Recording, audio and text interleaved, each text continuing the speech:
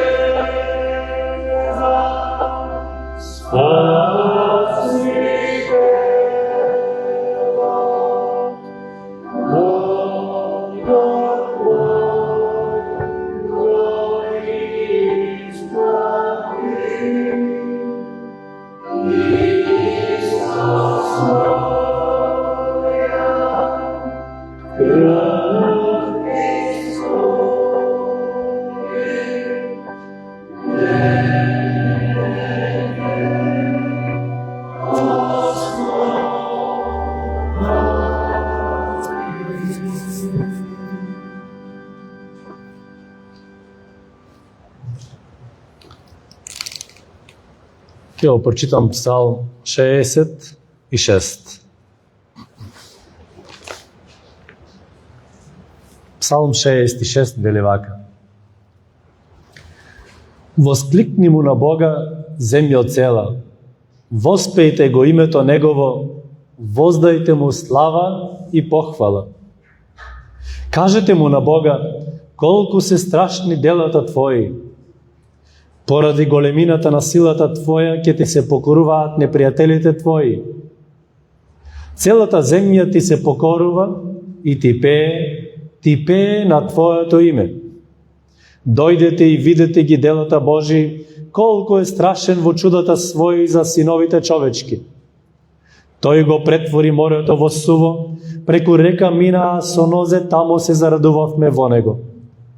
Со својата моќ тој владее вечно, неговите очи гледаат на народите за да не се кренат бунтовниците. Благословувајте го, народи, нашиот Бог, и искажете му похвала гласно.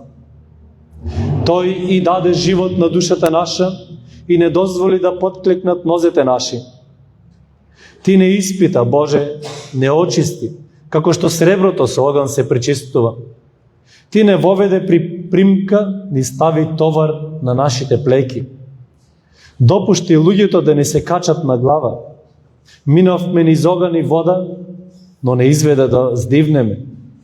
Ке влезам во Твојот дом со сепаленица, ке Ти ги исполнам моите завети, што ги изговорија устните мои и ги искажа устата моја кога бев во неволја. Мрстни сепаленици ке Ти принесам Тебе, со кадило од овни. Ке Ти принесам Тебе и волови и кози. Дојдете и чујте вие сите кои се боите од Бога и ќе ви раскажам се што направи Тој за душата моја. Повикав кон Него со устата моја и го возвеличив со јазикот свој. Да мислев беззаконие во срцето мое, Господ немаше да ме услиши. Но ми услиши Господ, го чу гласот на молењето мое. Нека е благословен Бог, кој не ја отфрли молитвата моја и не ме остави без милоста своја. Нека слава на Бога и за наша духовна подкрепа и испеем и песната број 181.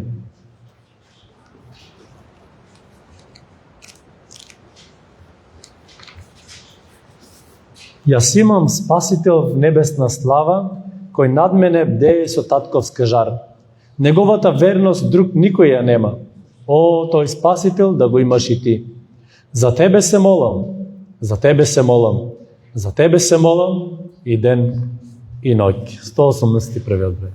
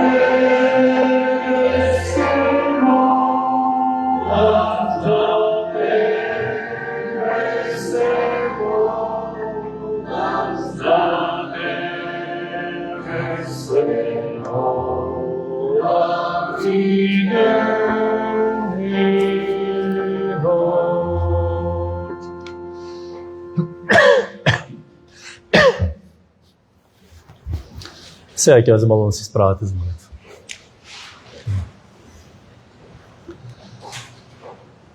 И во ова прекрасно ново неделно утро, Господи Боже Небесен, ги оставевме нашите домови и се што не обкружува, за да дојдеме и да бидеме овде заедно во домот Твој, местото кое си го одредил за да се собираме, да пееме, да Ти се молиме, да го читаме Словото Твое и да дозволиме Ти да действуваш во срците наши на начинот кој што Ти ќе го избереш. Бидејќи Ти најдобро ги познаваш потребите на секој еден од нас, Дали се телесни, материјални, духовни, те молиме споделени според нив и обогати го нашиот живот. Одново присведочувајќи не во Твојата грижа, во Твојата добрина, во Твојата милост, која имаш спрема секој еден од нас. И ово утро доаѓаме овде, о Господе, истрошени, изнамачени, обременети од изминатата седмица, од разните искуства во неа, од разните доживувања. И сето оно добро и убаво што го доживеавме, го изнесуваме пред Тебе и за тоа Ти благодариме. И Те молиме, Господе, Ти да ги подигнеш срцата наши, да го подигнеш паднатиот дух, да го охрабриш, да го поттикнеш оној кој се надева на Тебе и Ти верува на Тебе, да продолжи понатаму, да оди по патот на правдата, на светоста и на вистинитоста на Твоето Слово. Да следи волјата Твоја, о Боже небесен, и да исполнува во своето секојдневие. Доаѓаме овде одново Ти да не поучиш, да не охрабриш, да не упатиш во Твојата вистина. И не само за нас овде Те молиме да не благословиш, о Боже и Татко наш, туку и сите браќа и сестри на секаде каде што се собираат ово утро во името Твое, во помал или во поголем број, и сите оние кои ќе бидат прв пат на тие богослужби, сите оние кои се разочарани, обесхрабрени, обременети, Ти да бидеш со нив. Ти благословувај, подигај, упатувај. Да, Господе, бидејќи во Тебе единствено има жива надеж, во Тебе единствено има зборови на утеха и на охрабрување и на живот вечен. Затоа и ние одново доаѓаме кај Тебе, бидејќи нема друг кон кого што можеме да се свртиме, од кого што можеме да побараме, на кого што смееме да му благодариме, освен името Исус. О Господи Исусе, и во овој час Ти се молиме за сите оние кои страдаат во разни неволји, од зафатени од војна, од земјотреси, од поплави, од глад, од суши. Ти да бидеш со нив, со оние кои страдаат во таквите непогоди. Ти да ги подкрепуваш срцата нивни и во нивната беда да погледнат кон Тебе, да го упатат својот поглед и својот глас кон Тебе, за да ја доживеат Твојата помош, Твојата моќ, Твоето ослободување. Затоа се изнесуваме пред Тебе и Те молиме, кога други благословуваш, благослови ни нас ово утро соберени овде, во името Твое. А сето тоа смееме да го побараме, Господе Боже наш, заради името на Твојот возлюбен Спасител, Твојот Син, а нашиот Господ и Спасител, Исус Христос. Послушајте се, молиме. Амин.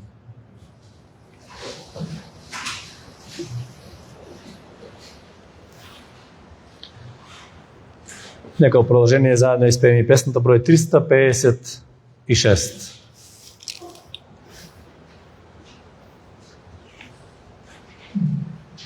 Испитај ни ги срцата, грев дали во нив постои. Неискреност и суета, ќе пронедеш ли ти во нив? Ти наполно очисти ги, со светост Твоја освети. Создади желба искрена за службата во Господа. 356 број.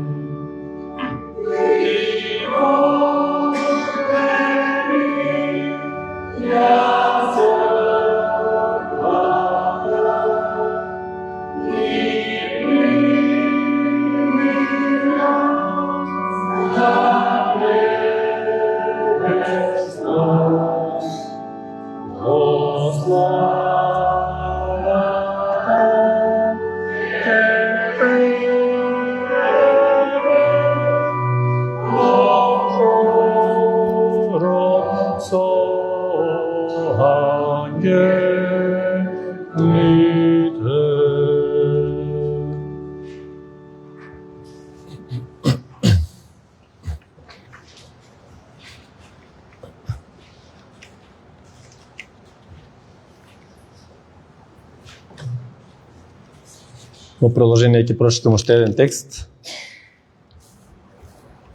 А тоа од Евангелието според Матеј, 10 глава, од 24 до 30 и 9 стих. Евангелието според Матеј, 10 глава, 24 до 39 стих вели вака. Нема ученик поголем од својот учител, ниту слуга поголем од својот господар. Доста е за ученикот да биде како неговиот учител и на слугата да биде како неговиот господар. Ако стопанот на куќата го нарекле Велзевул, тогаш колку повеќе неговите домашни. И така, не плашете се од нив, зашто нема ништо сокриено што не ќе се открие или тајно што нема да се дознае. Тоа што ви го говорам во темнина, кажете го на видело. И оно што ви се шепоти, разгласувајте го покривите. И не плашете се од оние што го убиваат телото, а душата не можат да ја убијат, туку плашете се повеќе од оној кој може и душата и телото да ги погуби во пеколот. Не се продаваат ли 2 врапчиња за 1 денар? И ни едно од нив нема да падне на земја без волјата на вашиот Отец. А вам и влакната на главата ви се изброени. Но не плашете се, вие сте поскапи од многу врапчиња. И така, секој што ќе ме признае мене пред луѓето, ќе го признавам и јас него пред мојот Отец небесен. А кој ќе се одрече од мене пред луѓето, и јас ќе се одречам од него пред мојот Отец небесен. Немојте да мислите дека дојдов да донесам мир на земјата. Не дојдов да донесам мир, туку меч. Зашто дојдов да разделам човек од татка си, и керка од мајка си, и снаа од свекрвата нејзина. И непријатели на човека ќе бидат неговите домашни. Кој љуби татко или мајка повеќе од мене, не е достоен за мене. И кој љуби син или керка повеќе од мене, не е достоен за мене. И кој не го земе крстот свој и не оди по мене, не е достоен за мене. Кој си го чува животот свој, ќе го загуби. А кој ќе го загуби животот свој заради мене, повторно ќе си го најде.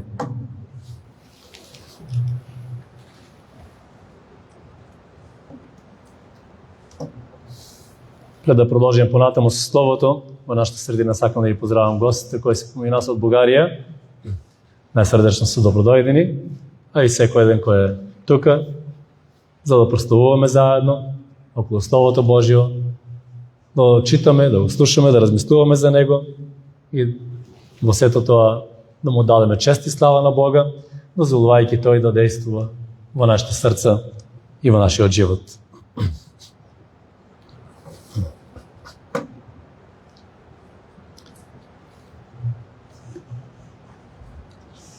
Познатиот психолог Соломон Аш во 1950-те направил еден експеримент за социјален притисок. Тој ставил група луѓе во просторија и им покажал 2 картички.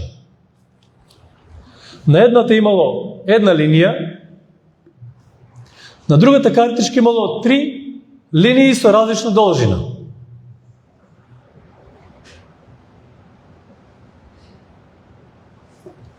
Задачата била едноставна. Секој од тие луѓе требало да кажат која од 3 линии од едната картичка е еднаква подолжина со линијата од другата картичка.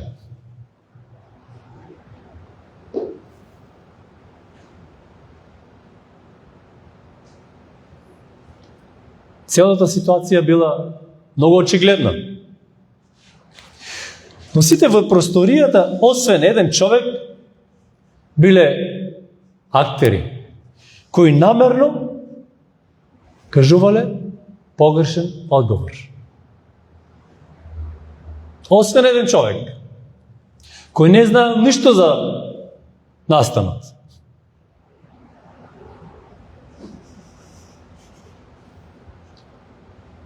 Тој направил повеќе такви групи, со повеќе обиди, со различни луѓе. Резултатот бил шокантен. Во над 70% од случаевите, Тестираниот човек, иако со своје очи гледал дека сите лажат, дават погрешен одговор,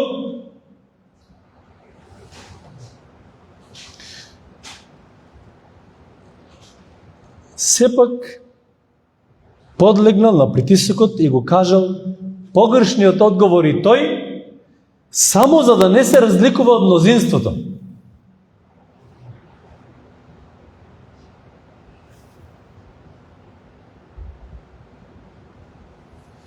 Како што велат некои, каде сите таму и јас? Што за сите тоа и за мене?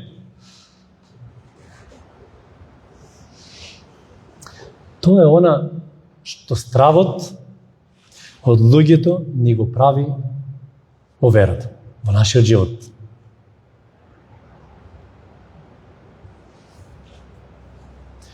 Светот вели, ова е нормално. Лажењето е нормално. Неморалот е нормален.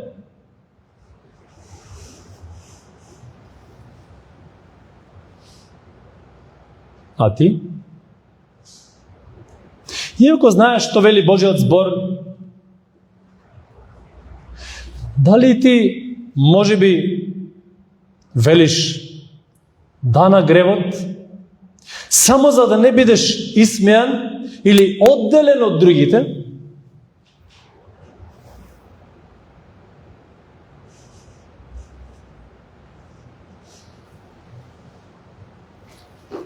Повикани на храброст.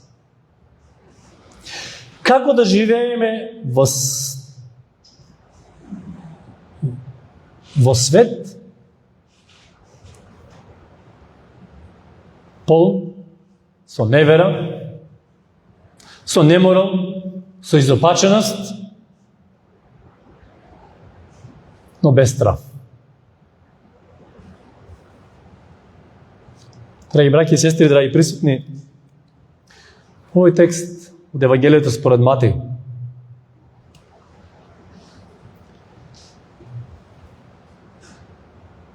ни открива три едноставни, но моќни вистини кои може да го трансформираат нашиот страв во непоколеблива храброст. Ако добро паземе од текстот кој е пред нас, додека го читаме и размислуваме за него, ќе откриеме најмалку три важни нешта за секој еден христијанин. Првото нешто е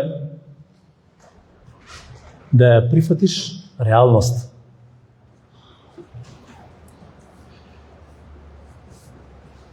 Нема ученик поголем од неговиот учител.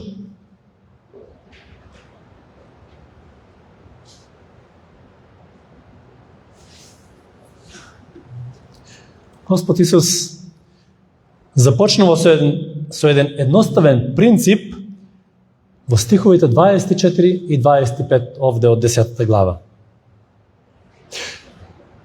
Нема ученик поголем од својот учител, ниту слуга поголем од својот господар. Ако домаќинот го нарекува Велзевул, колку повеќе неговите домашни.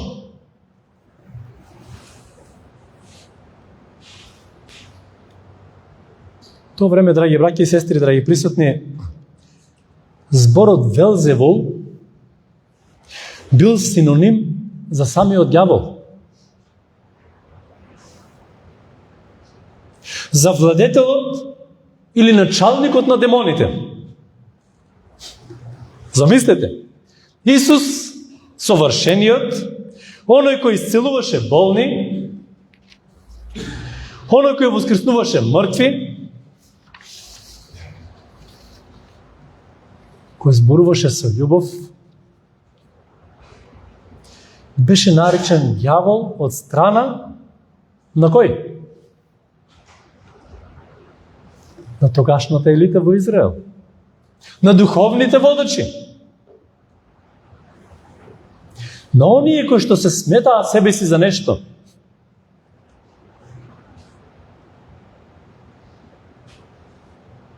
А Исус продолжува понатаму и вели: ако ме мразеа мене, ќе ме мразат и вас. Ако мене не ме разбра, нема да ве разберат ниту вас.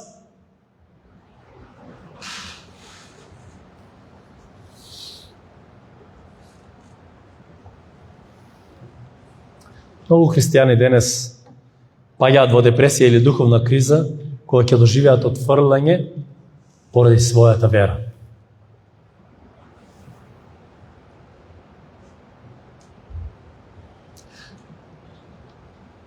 Може би си мислат во таквите моменти: Боже, каде сгрешив? Зошто колегите ме озборуваат? Зошто пријателите ме избегнуваат? Другарите ме напуштаат?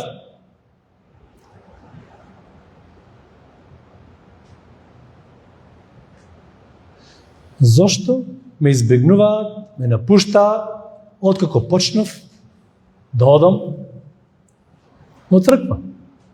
Да ги посетувам богослужбите, да учитам Словото Твое и да се молам на Тебе.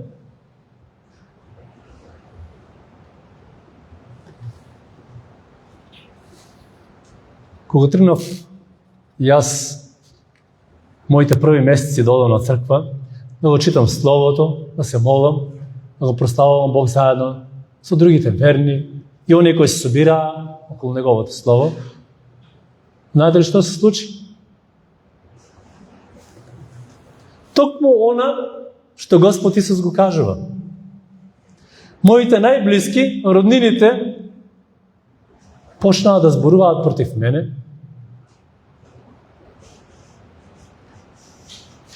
Почнаа пријателите или другарите да ме избегнуваат.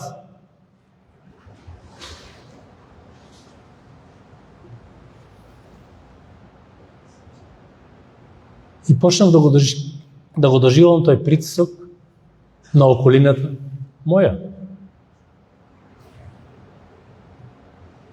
Еднаш се сретнав на улица со една моја наставничка која ме предаваше од 5 до 8. Долго време не бев сретнал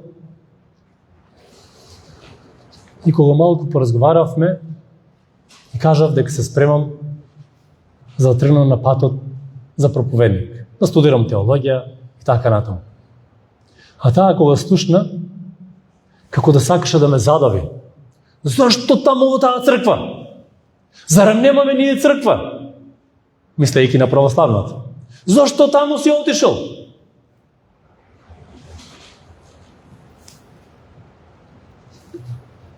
Ја слушав, од една страна не можев да поверувам од кого слушам такви зборови, бидејќи таа наставничка ми беше како мајка во школата. Но од друга страна пак се радував кога доживував такви слични ситуации, бидејќи тоа беше потврда дека сум на добриот пат. Се исполнуваа зборовите Исусови: ако ме мразеа мене, ќе ме мразат и вас. Немојте да очекувате нешто друго. Тоа треба да биде само потврда дека си на вистинскиот пат. Да се охрабри срцето твое и да не се откажува.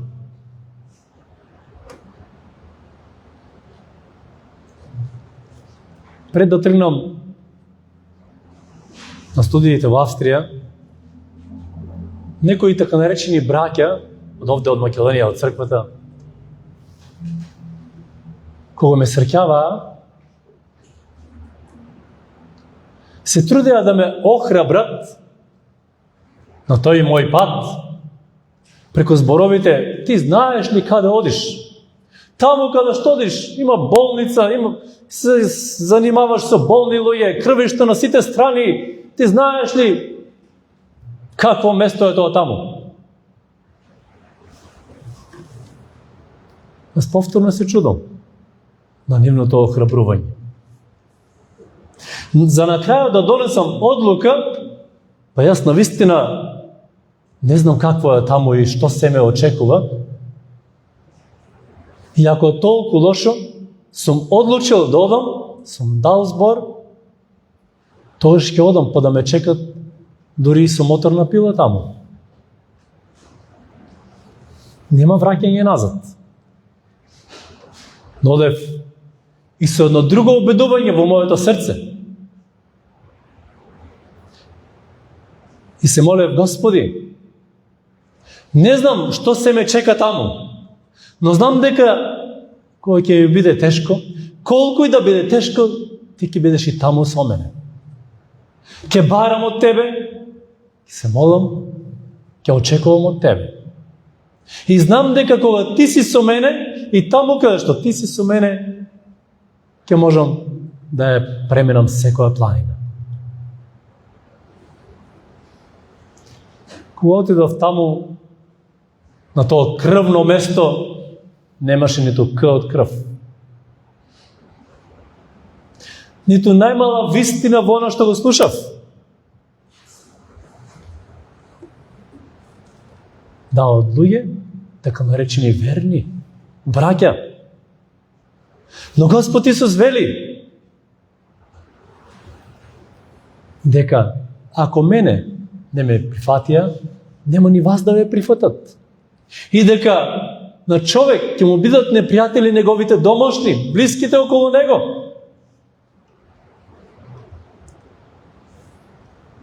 Таму, каде што има слаби и неодлучни срца, ѓаволот ги користи за своја цел. Да уништува, да наштетува, да обесхрабрува, да омаловажува.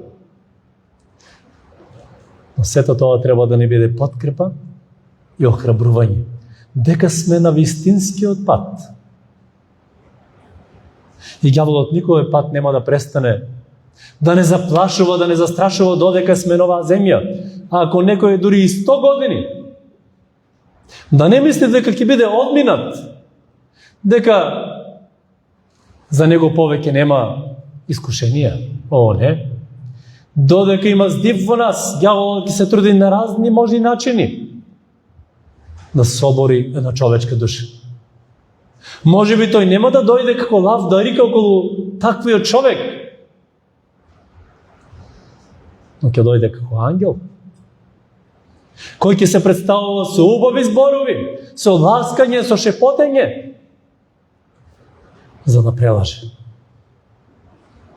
Но ние треба да бидеме будни.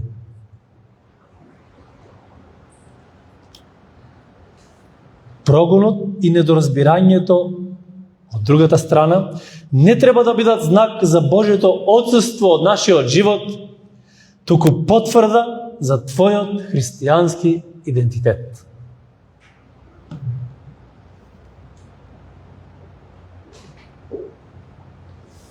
Второто нешто,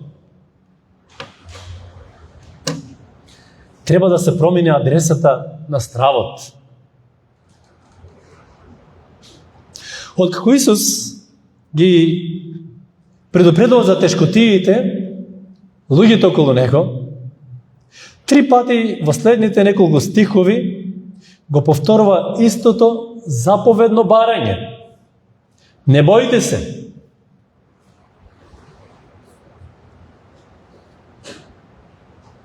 Како можеш да не се плашиш кога светот те напаѓа?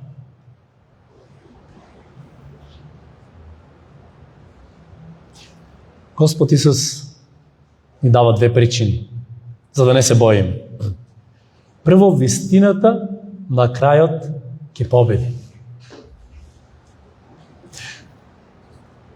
Во книгата Откровение вели, само оние што ќе издржат до крај, тие ќе одат со дигната глава на крајот, а сите други ќе гледат кон земјата засрамени. Поради тоа, што не му верувале на Господ Исус, што не се надевале на Него и што се држале подалеку од Него. Се што е сега скриено, се што луѓето лажат за тебе, еден ден ќе биде изнесено на светлина. Божиот праведен суд ќе ја покаже вистината. Како прекрасно чувство е тоа кога некој кој бил клеветен ќе биде оправдан и ќе биде кажана праведната страна. Дека авторитет, кога авторитет ќе застане за тебе во една таква ситуација и каже: не, овој човек не е таков. Кога ќе те оправда пред другите. Какво прекрасно чувство е тоа. Вистината ќе излезе на виделина. Второто, твојата вредност во Божите очи е безкрајна. Исус вели дека 2 врапчиња се продаваат за 1 денар, за 1 пара. Најмалната валута тогаш во Израелот. Тие птици биле толку ефтини што луѓето едва и ги заприметувале околу нив.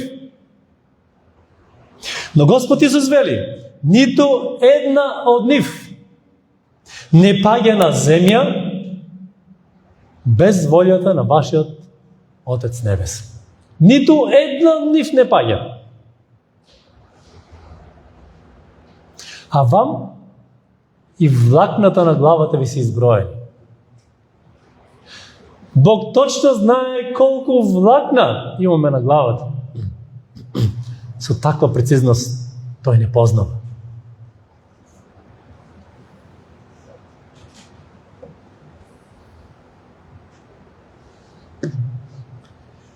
Не бојте се од оние што го убиваат телото, а душата не можат да ја убијат. Туку бојте се повеќе од оној кој може и душата и телото да ги погуби во пеколот. Драги браќи и сестри, драги присутни, ние имаме ограничена моќ. Најлошото што еден човек, еден шеф, еден систем или еден непријател може да ти направи е да ти го одземе физичкиот живот.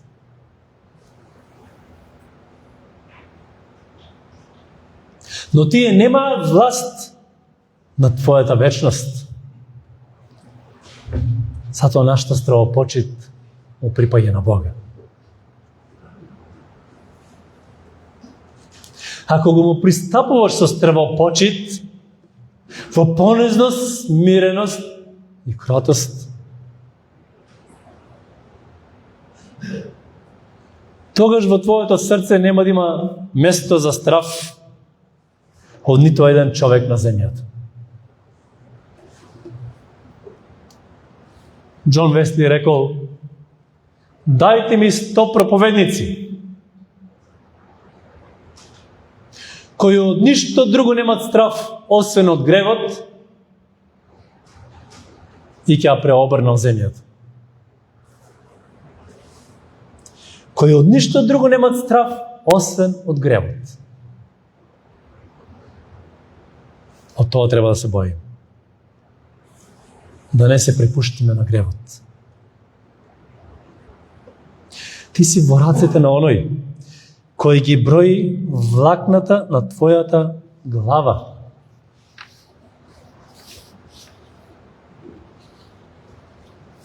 И третото нешто важно кое го откриваме во тој текст е поставување на приоритетите. Радикална лојалност. Во последниот дел, во стиховите од 32 до 39, од 10 глава од Евангелието според Матеј, Господ Исус го подигнува стандардот не за едно ниво, не за 2, не за 3, туку до максимум. Тој оди до максимум. Тој вели дека не дошол да донесе лажен мир, туку меч. А Евангелието е токму она.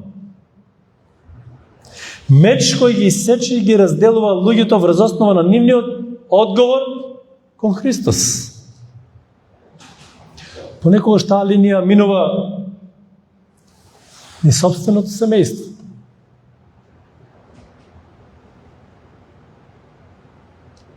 А Господ Исус вели: кој милува татко или мајка повеќе од мене, не е достоен за мене. Кој милува повеќе да им угоди на другите, да им се допадне на другите, да биде на страната на другите, Тој вели не е достоен за мене. Или сме на страната на Господ Исус и се трудиме да ја следиме неговата волја и неговата наука, или пак сме на страната на непријателот наш.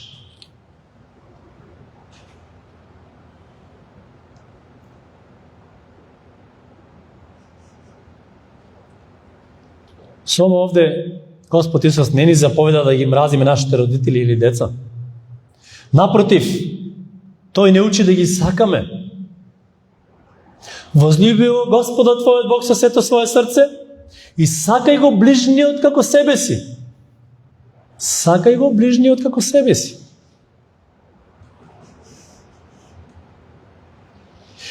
Господ Исус ни вели дека тој мора да биде на прво место во нашето срце.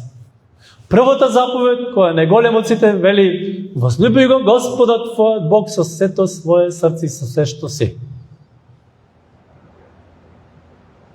И затоа твојата лојалност кон Него мора да биде поголема од твојата лојалност кон крвта, кон телото, кон пријателите, кон кариерата, па дури и кон твојот собствен комфорт. И тогаш доаѓа врвот на оваа Исусова порака. И кој не го земе крстот свој и не оди по мене, не е достоен за мене.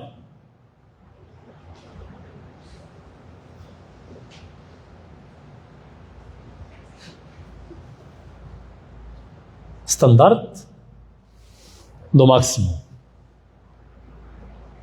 Во тоа време, кога луѓето ќе виделе човек како носи крст по улиците, знаеле само едно: тој човек оди во смрт.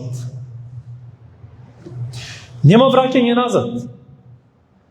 Да го земеш крстот, значи да кажеш: Господ Исусе, мојот живот веќе не му припаѓа на моето его, на моите планови или на стравот од тоа што ќе кажат другите, туку му припаѓа на тебе.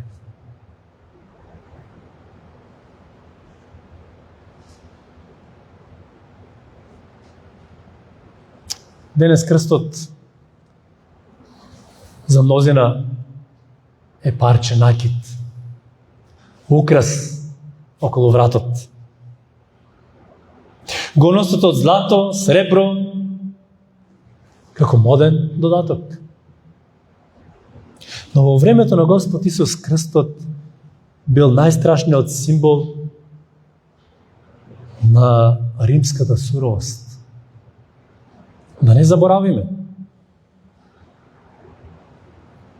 Кога некој во тоа време ќе видел човек како чекори по патот, на грбот носи дрвена греда, тоа значило само едно: тој човек повеќе нема своји планови. Нема утрешен ден за него, тој оди во еден правец и нема враќање назад. Неговиот живот завршил. Кога Господ Исус вели: земи го својот крст, тој всушност ни вели: ако сакаш да живееш за мене, мора да ја потпишеш смртната пресуда на твоето его, на твојата гордост и на твојата желба да им угодиш на луѓето.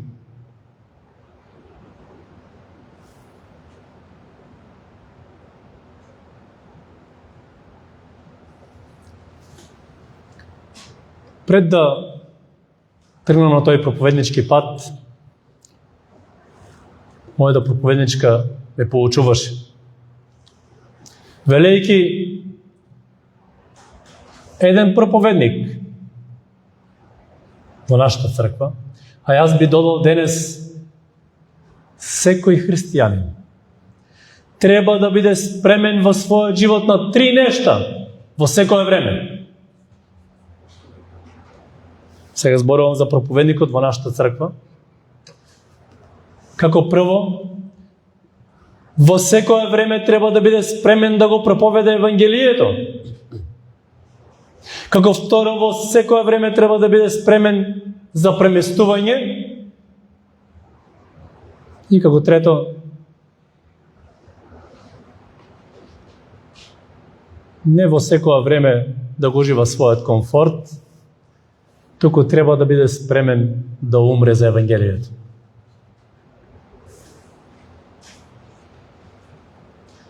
Морав да си дадам одговор на тие нешто. Дали сум спремен? А за тие три нешто.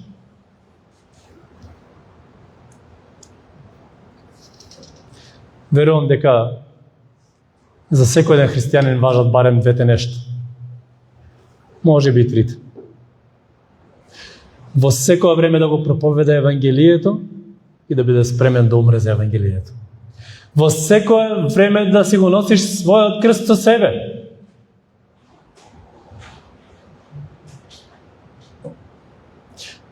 Драги браќи и сестри, христијанството не е хоби за во слободно време, за во неделата, за рекреација.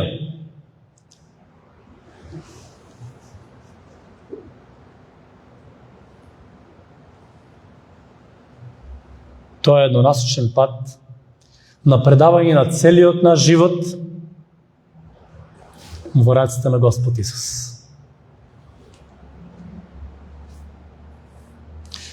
Кој ќе го чува својот комфор и својот живот по секоја цена, ќе ја изгуби вечноста. А оној кој ќе го изгуби својот живот заради Господ Исус, ќе ја најде вистинската смисла и ќе живее во вечноста за секојаш заедно со Него. На крајот, што ќе заклучиме? Денес Исус не повикува на религиозен конформизам, на комфорт. Тој не повикува да бидеме неделни христијани, кои во црква пеат песни и од понеделник до сабота живеат во страв и компромис со светот. И во малите, и во големите нешта. Тој не повикува на храброст. Храброст да се признае неговото име пред луѓето. Храброст да се застане зад вистината, дури кога тоа чини работно место, пријателство или статус во општеството. Не плаши се, ќе каже тој. Твојот Отец те познава до најситниот детал. Тој те вреднува повеќе од се што е друго создадено. Кога ќе излезеш од оваа сала, земи го својот крст со цврста одлука и понатаму до крајот на својот земен живот да му служиш на Него. Живеј смело, сведочи со љубов, но без страв.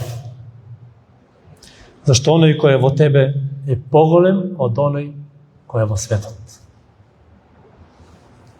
Повикани сме на храброст. На храброст која што ја има апостолите, откако беа исполнети со Светиот Дух. Повеќе тие не се грижат за својот живот, туку кога страда и кога ги мачеат, тие знаат да се радуваат и да прославуваат. А Светиот Дух денес е присутен на земјата.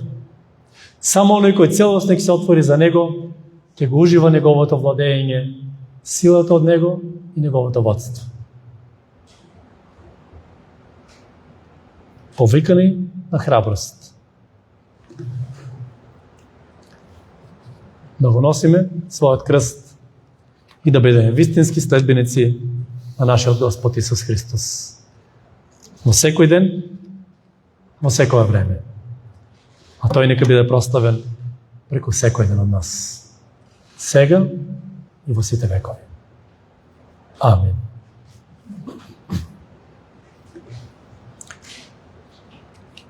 Нека сега во продолжение да испееме заедно песната број 425.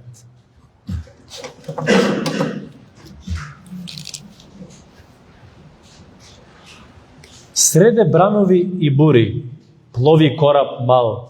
Страшна бура го зафати, ќе го потопи. Храбро, храбро само напред. Чујте го тој моќен глас. Јас сум со вас сите денови, од смртта ќе ве избавам. Да, јас сум со вас сите денови, од смртта ќе ве избавам. 425. Додека ја пееме таа песна, ќе биде собрана колектата, ако што беше најавена минатата недела, таа колекта ќе биде наменета за проповедничката служба во Македонија. Ќе биде целата колекта пуштена во дистриктната каса.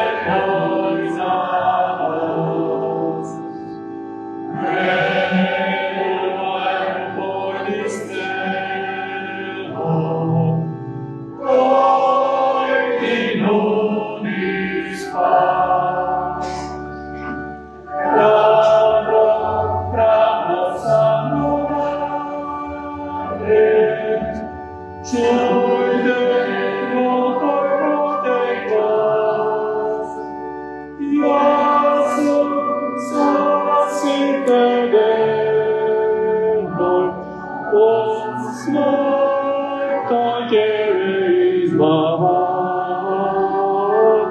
да јас сум спасителен, од смртта ќе избава.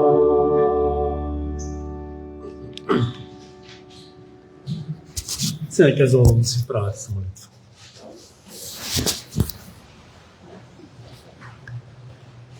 Но вистина често пати во овој свет, Господи, ѓаволот се обидува да не заплашува, да не обесхрабрува, да не двоуми, за да се поколебаме на патот наш, следејќи те Тебе. Да се посомневаме во Твојата близина, во Твојата помош, Твојата заштита, во Твоето водство.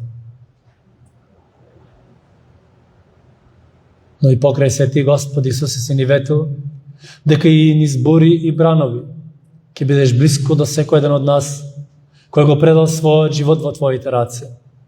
И Ти го потврдуваш тоа во нашето секојдневие, го потврдуваш во нашиот живот, дека не си далеко од секој еден од нас. Дека Ти си тука, ја слушаш секоја наша воздишка, слушаш молитвата наша, кога страдаме, кога сме разочарани или обесхрабрени. Ти си тука да испратеш својата помош и те молиме, држи ни. Држи ни, Господи Исусе, до крајот, додека стигнеме до Тебе. Но не само да патуваме ни со овој свет, туку да бидеме и носители на таа радостна вест. Помогни ни да бидеме вистински Твои следбеници, кои во зборови на дело секој ден одново ќе ја потврдуваат својата одлука да те следат Тебе, својата вера и надеж во Тебе. Те молиме и за многуте разочарани срца, обесхрабрени, срца кои се сомневаат, кои се тука или подалеку. Ти биди со нив, подкрепувај ги, охрабрувај ги, поттикнувај ги, за да издржат до крај, заедно со Тебе, Господи Исусе. На Тебе ги препуштаме, препуштајќи си себе си самите. Те молиме за Твојот благослов, те молиме за Твоето водство, те молиме за силата која не е потребна за секој ден. И нека во секоја една наша ситуација биде прославено Твоето вечно и славно име, кој е над секој друго име, сега и во сите векови. Ти биди прославен. Амин. Нека сега во продолжение да изслушаме деца ако спремено нешто.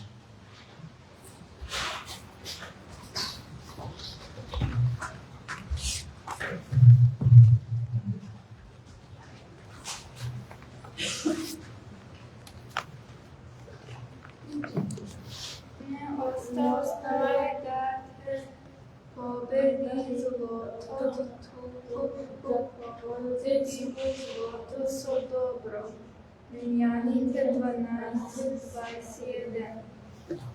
Браво, благодарам. Не остави да те победи злото, туку победи во злото со добро.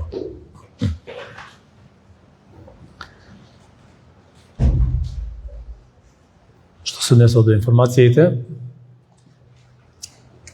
во среда е молитвен час во 19. Следната недела, кој сака, слободно може да не се придружи, било ќе не биде во Струмеца, ќе имаме повторно вечер на славење од 19 часот, па ако некој сака и да испее песна плюс за слава на Бога, за радост на сите, може да го направи тоа. Дали со најава претходна или без најава, нема да има проблем. Така да мислете, значи следната недела во 19 часот во Струмеца ќе имаме вечер на славење. Сите заедници во Струмечко се поканети, така да и некој ако е од подалеку, а ќе е тука, може тој слободно да не се придружи.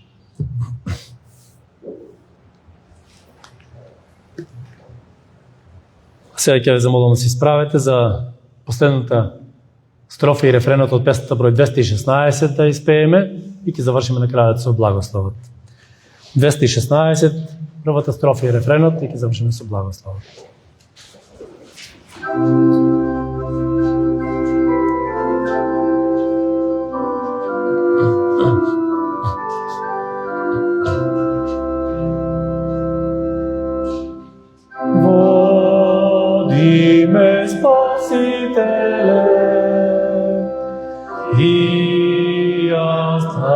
не залутам.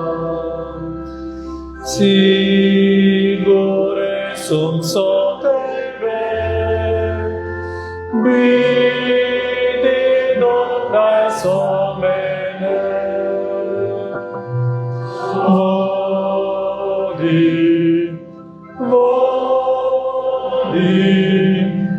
преко целиот мој живот.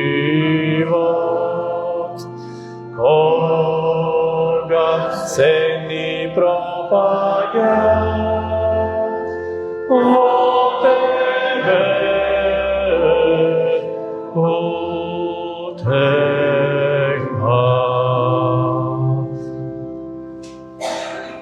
И мирот Божи што надвишува секој човечки ум, нека изучува срцата ваши и душите ваши за живот вечен. Во Христос Исус, нашиот Господ и Спасител, на кој му припаѓа секоја чест и слава сега и во сите векови. Амин.